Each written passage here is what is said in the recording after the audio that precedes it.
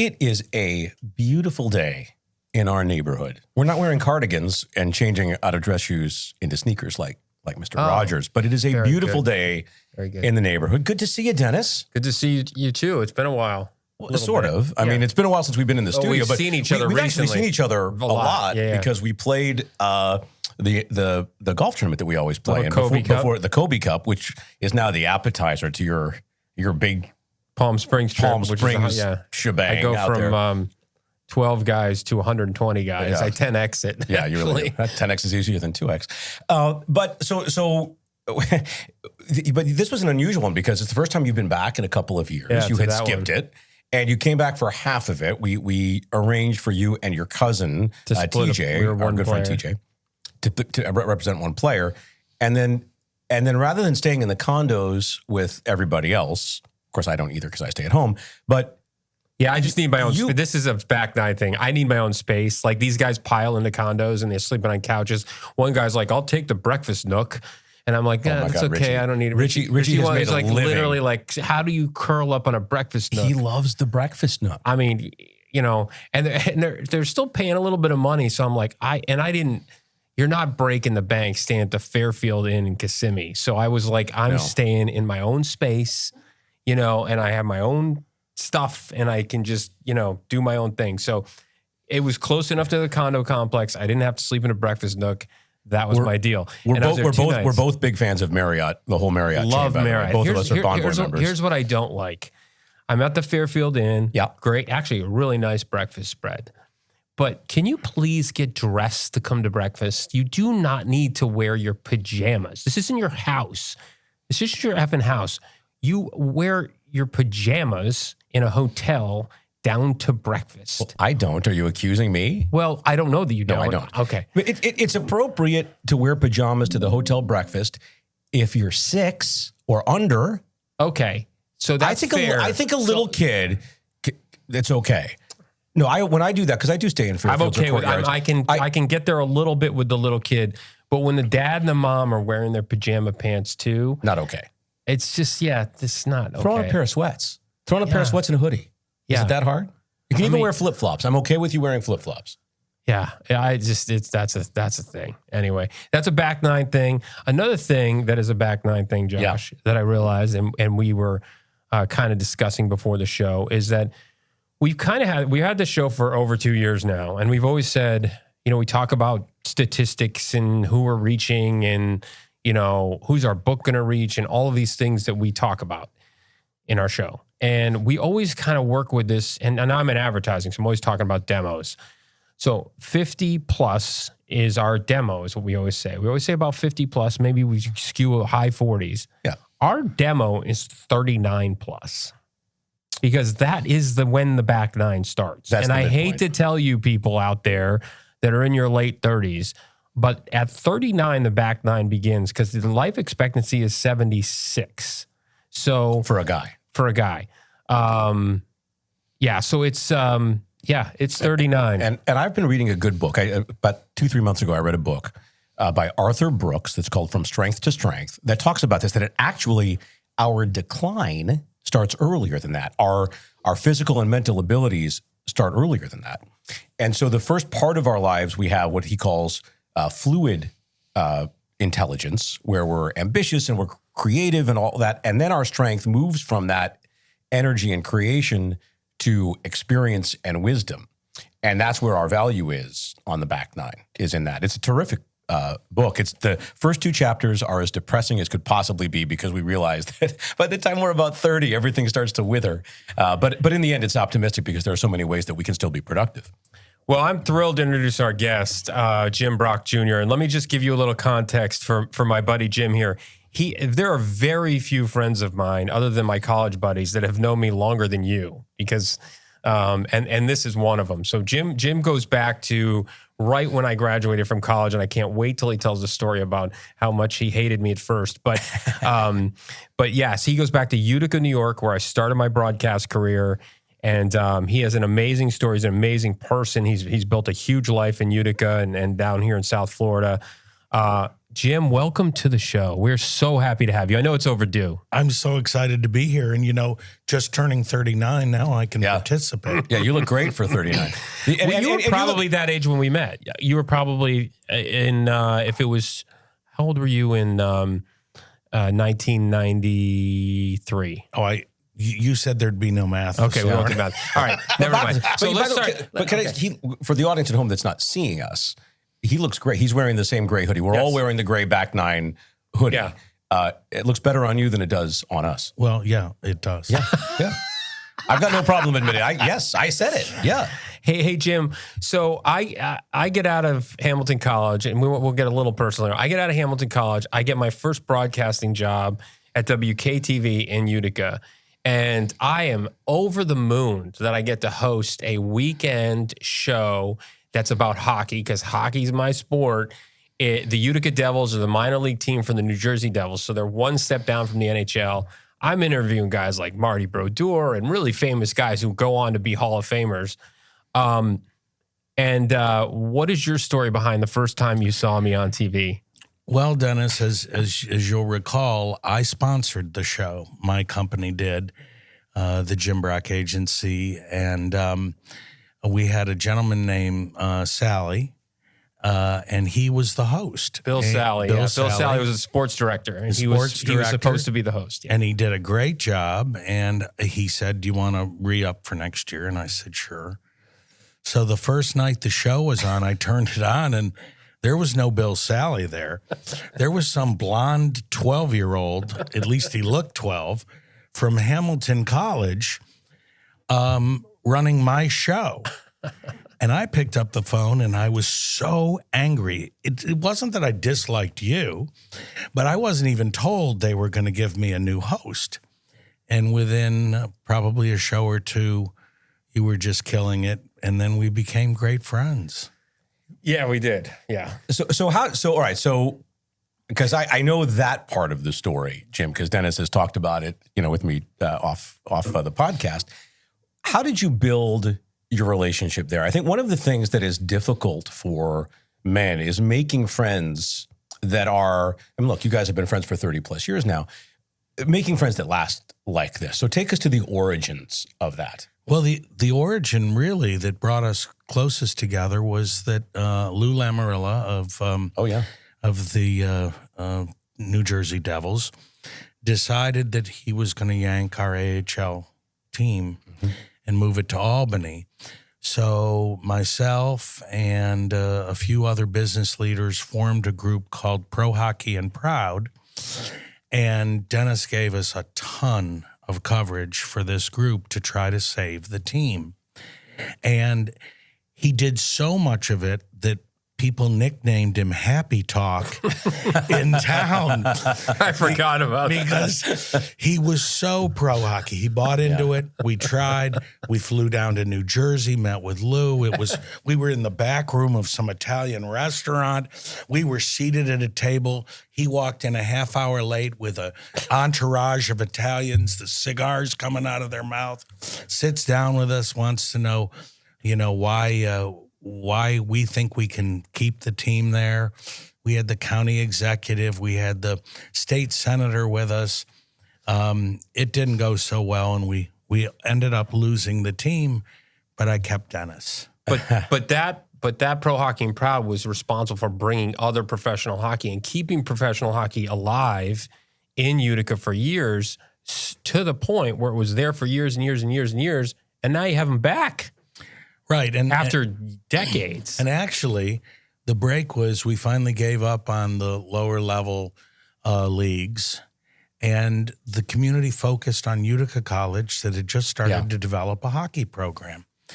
And we got on full board with them, and then they started to fill the arena. And we then decided that we had a shot of bringing the AHL back because of our numbers. And we got the financing to redo the entire Aud. It has luxury boxes. It's unbelievable. And sure enough, they came back. The problem is we've now ended up back in New Jersey because we lost our original affiliation, and we're back with the Devils.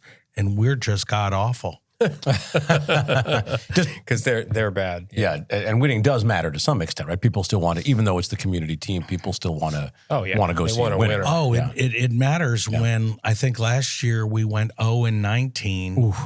And then this year, I think we started the season 0-15. Oh, that's brutal. So you're almost out of it before the season starts. Yeah. So it's been tough. Yeah. So beyond that, which is interesting, we could do a whole podcast on the saga of how a community saves hockey, retains its assets, right? Identity, the things that an identity, absolutely, especially in sports, because it's one of the few things that brings an entire community together.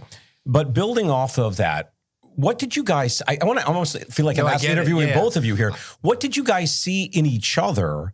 That, I mean, you're a few years apart. You were at different stages of your careers when you'd met. How did that bond build from that shared experience? First and foremost, loyalty.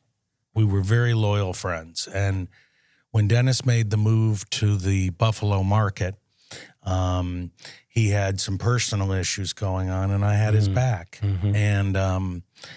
And then your father passed away right before I left, right? And that was a big thing. And he was driving my mother to the hospital in Syracuse every day, as my father was in a coma before he died.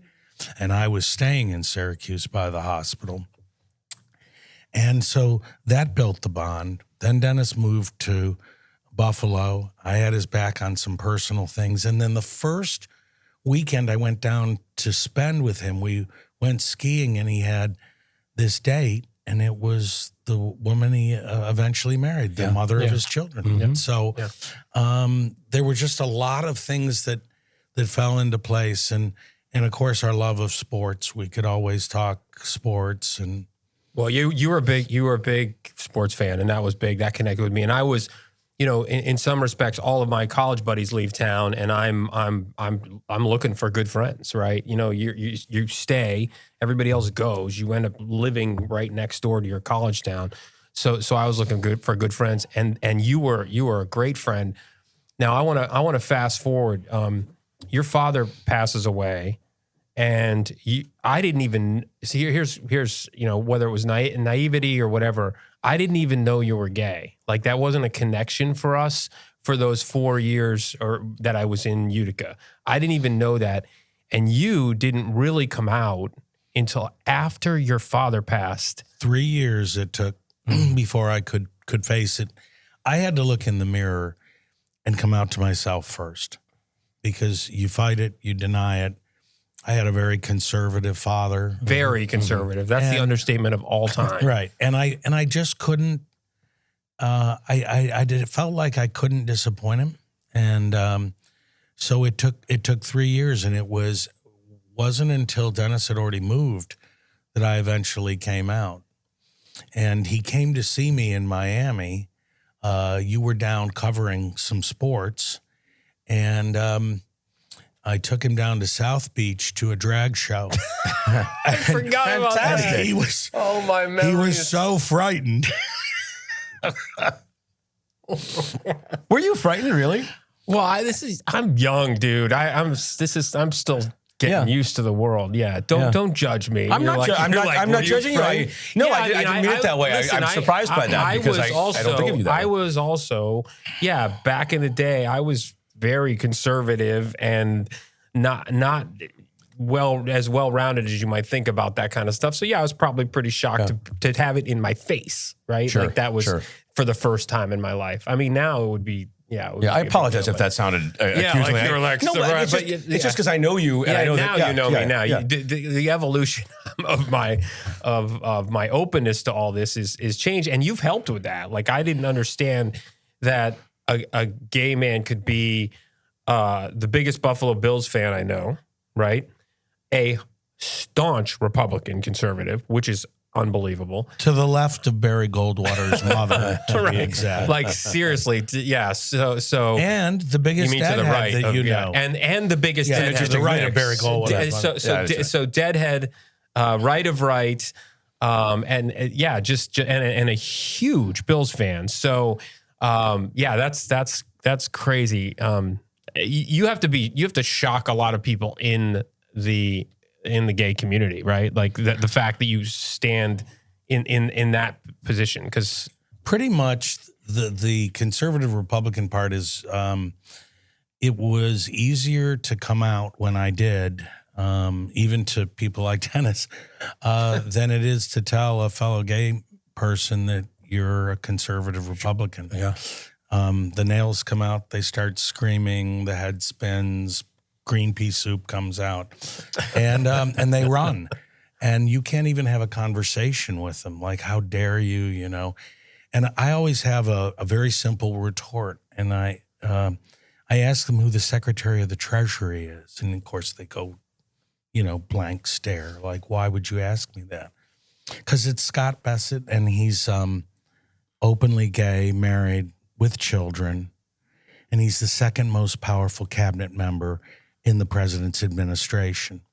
And then I also try to share with them that this particular president has never in his life taken an anti-gay marriage stand, whereas all of his predecessors did at one time or another, including Biden, including Barack Obama, Clinton, the Bushes, everyone in modern day where the gay issue has actually been an issue has started out on the anti-gay marriage side.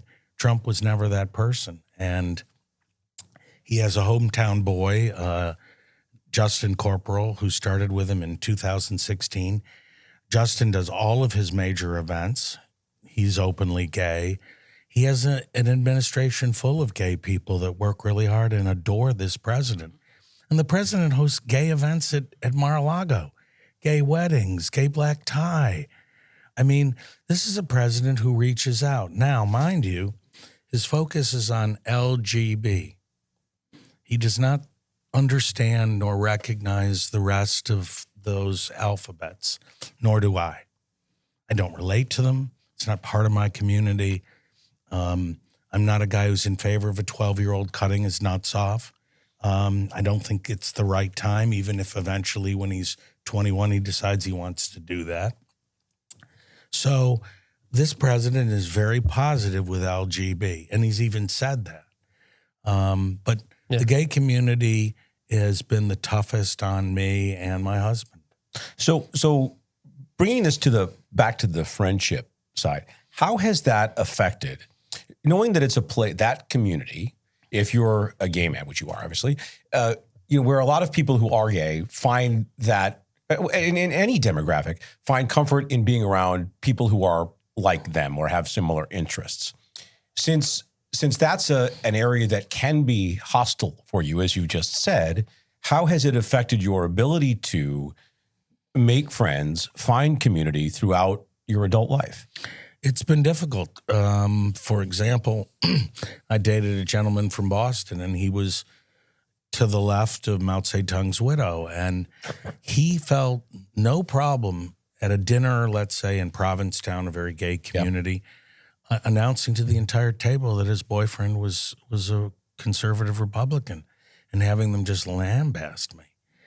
So I realized that eventually I needed to meet someone who was like-minded. And to his credit, my husband is as conservative and on some issues more conservative than I am.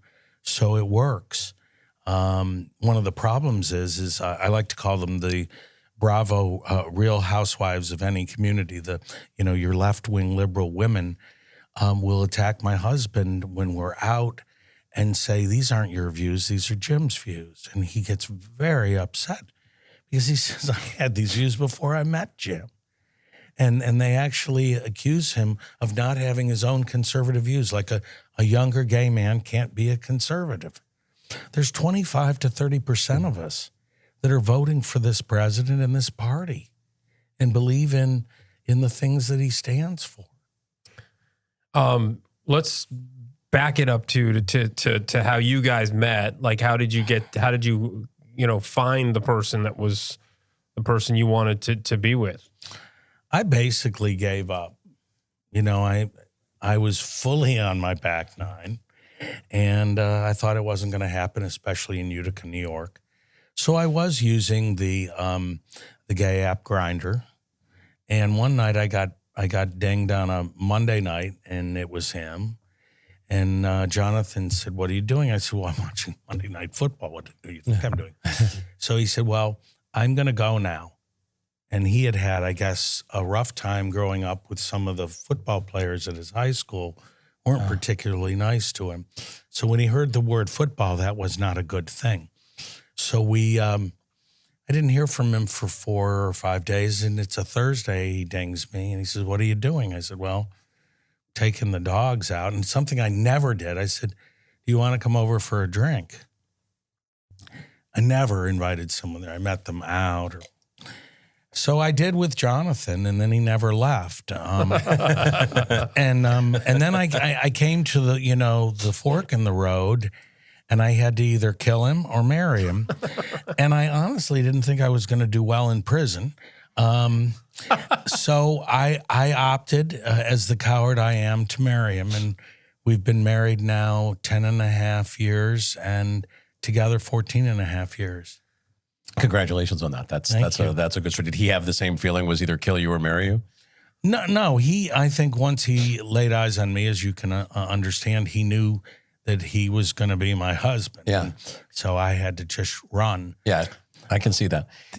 Let's go back to Dennis, too. So how did you guys stay in touch? How did you maintain, once he moved, especially from Buffalo to California, to Sacramento, how have you kept in touch over the years? How have you nurtured and nourished a friendship over the course of 3 decades? Unfortunately, it was because of the struggles he was having with his first wife. And so a lot of our conversations were being very supportive of him and having to deal with what he was dealing with and just being there and letting him talk, sometimes for hours. That's so false. No, the truth is, we really did. I believe that. We did. We had long conversations. The truth is, though, you do have these long gaps, and there are certain friends that you always know that you can go back to, especially when you have your life is at different times, and it's a 30+ year friendship, and things are going in different directions. You do have these gaps, but you always know the people that you can return to, particularly in the tough times. And the one thing that we've always shared, and I wanted to bring up on kind of a lighter note, is the Buffalo Bills. I mean, if he's fan number 1, I'm fan number 2, and we bleed Buffalo Bills. And we'll text each other about them and everything else. But you have an amazing connection to the Bills that I want to share with our audience. I mean, you were tight with the Wilsons. I mean, you were in Ralph's box, and you were friends with with Ralph's daughters. I mean, for people who don't know, Ralph Wilson is the previous owner of the Buffalo Bills. Terry Pagula owns him now. He lived into his late 90s and passed away in 2013, somewhere around there, 12 or 13, and then the team was sold in, I think, 14 or 15, somewhere in there. I'm close to the dates there. So take us through that relationship, how special that was, Super Bowls, the box at Ralph Wilson Stadium, all of those things. Well, it's interesting. I was 10 years old here in Miami at the Seaview Hotel, which my parents were part owners of, and Ralph would stay there because he had racehorses.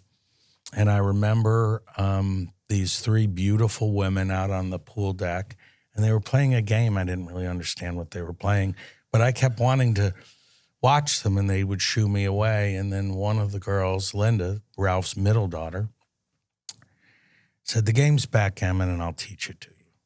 And from that point forward, we became, the best of friends. And she was also the first female scout in the NFL. Mm-hmm. She was very talented. She broke that glass ceiling. And then Ralph became a second father to me, and I was at every game. I was in the war room at draft time. I was on the team planes, like when we flew to England, when we just did the preseason games. Yeah. They called them the America Bowls, and sat in the Queen's box in Wembley Stadium in her velvet seats next to Ralph. When we played that game, that was quite a thrill. I knew all the NFL owners back then. And, of course, I knew the initial story of the Foolish Club and how Ralph bought the team for $25,000. That was a good return selling it for $1.3 billion. Yeah, not bad. And what's funny is many people don't know this. I'll share it with you. He calls up Lamar. They have a good relationship. He sends Lamar the 25. This is Lamar Hunt. Right, Yeah. Lamar Hunt, the founder of the Foolish Club. So he sends him the 25,000, and off they get on a plane to meet the city leaders of the Miami team.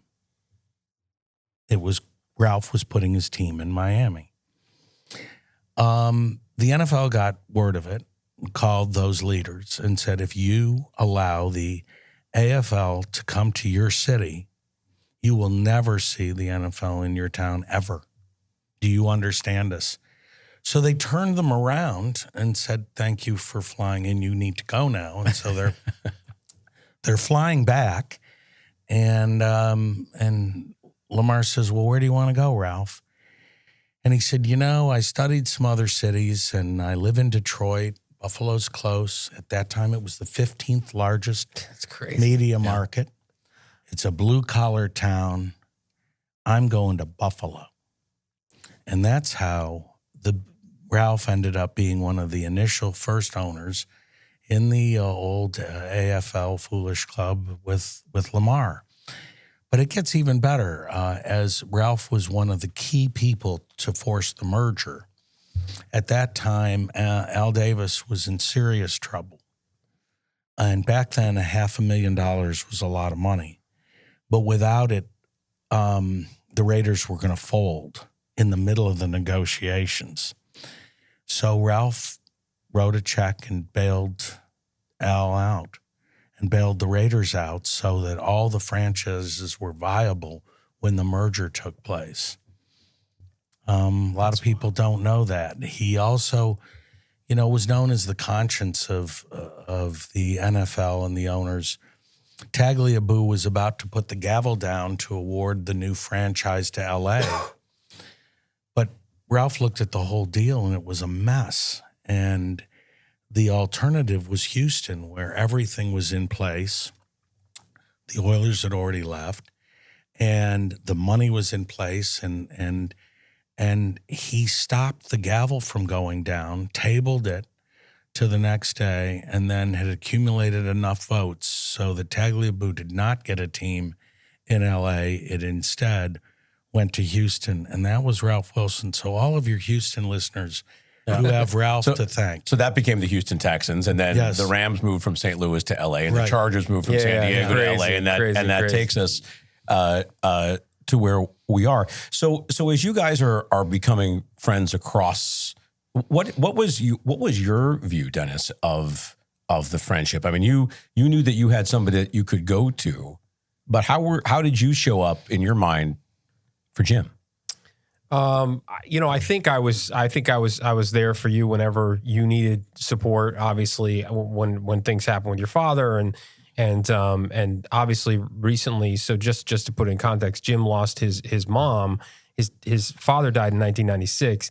His mom died last summer at 100, 2 months away from her 101st birthday. So, we immediately connected, obviously, on that. I knew Polly. She was a brilliant, amazing woman. And you got a lot of years with her. I know it was hard to lose her. I know it was hard to lose her, but man, did you get did she live an amazing life? She really did. And she was, of course, very, very fond of Dennis because of the time he took out of his busy day. He was on the air back when he would take her to the hospital over the 9 days that my father was in a coma, and they really bonded. And she was special.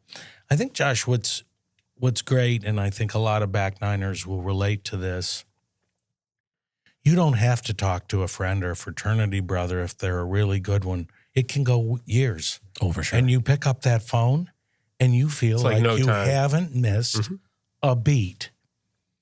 And you pick up right where you left. That's when you know you've got a good one. Yeah, and I'm not the biggest social media guy.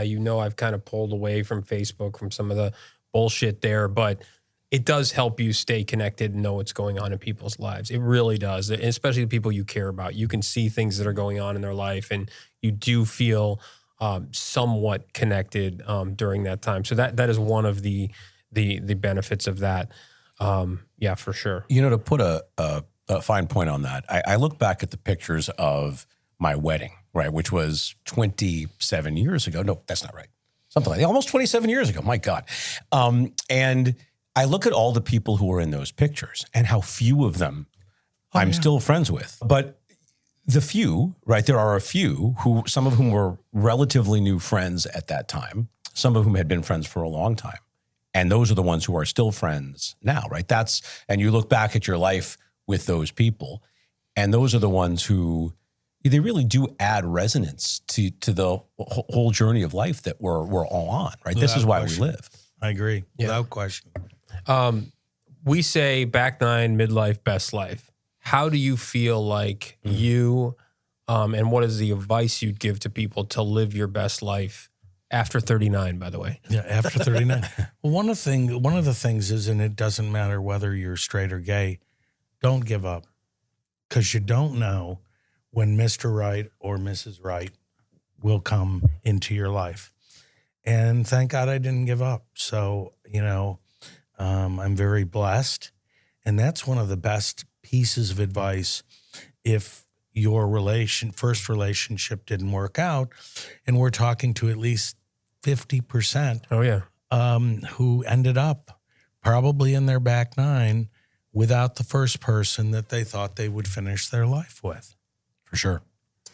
Great stuff. It was great having you. We so appreciated it. And, again, you're a special friend. You've been there for me personally for a lot of years. And, I can't thank you enough.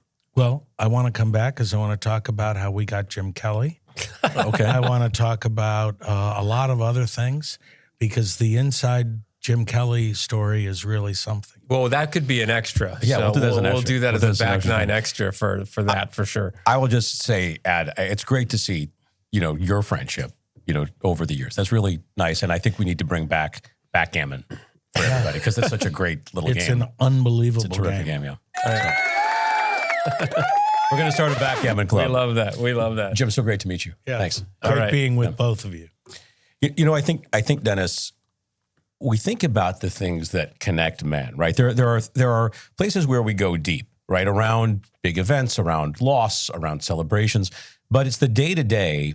You guys are friends in a large part. You guys maintained your friendship because of your love of a football team. And that's the value of things like sports and things like music, that men bond over those things in ways that women don't. They have their own way of bonding, but this is how guys bond. It's why sports and other things like that are important. Well, we bonded like guys bond before I knew he was gay. And let me just tell you this, God has the most amazing sense of humor. The fact that he delivered me a gay friend and I didn't know it for years and years and years, who had all of these commonalities with me, and then reveals himself to be gay years later, is hilarious. Because I don't know if I had known from day one at the age I was at, whether I would have been a complete asshole and a completely different person. So I'd like to think I wouldn't, but I don't know that, based on how probably immature I was at 22 or 23 years old, and not having the life experience I have, and being kind of sort of, probably somewhat narrow-minded at that age. So I don't know. Again, I'd like to think that I wouldn't have been a different way than I was, but the sense of humor that God has to put somebody in your life and have it go exactly like it's gone with Jim is incredible. And I'm thankful for it. Well, I think too, you grew up how you grew up, right? And if you had met when you were 34 and more, had been exposed to more in the world, I don't think it would have changed you at all if he said, "Hi, I'm your friend. I'm also a gay man." And again, I'm not saying it would have at 22. I'm just saying that it's amazing how it evolved so organically with the things that happen with real friendships that had nothing to do with like sexuality. It had nothing to do with what happens behind closed doors. It just didn't. It's a good example that, and this is just for the world. why do we make presumptions about, you didn't, why do we make presumptions about who anybody is based on their sexuality or their sexual preference or their religion or their race or whatever? Good people are good people. You're going to find good people and bad people in every demographic, and you also are going to find friends that you really believe in and that you can tell important things to, and others that you just hang with. I have a buddy from up in Orlando that, we did a lot of stuff together the first several years I lived there. I really like him as a friend. We couldn't be more different. I'm never going to tell him anything important, but that doesn't mean that we can't be good friends. It's a different level of friendship than the kind of friend that you can not be in touch with for 5 or 7 or 8 or 10 years, and you can call up immediately and say, hey man, I need your help, or hey, guess what? I just had a grandchild, or whatever it might be. Absolutely. I mean, to me, the lesson here is just don't judge people. Don't judge people. I mean, you see how he gets judged on his politics. Why? Like, you can have your own opinions and be in the same community. We should all be able to have our own opinions and not force them on other people, like whether it's politics or sexuality or anything else. Why are we forcing our opinions on everybody else?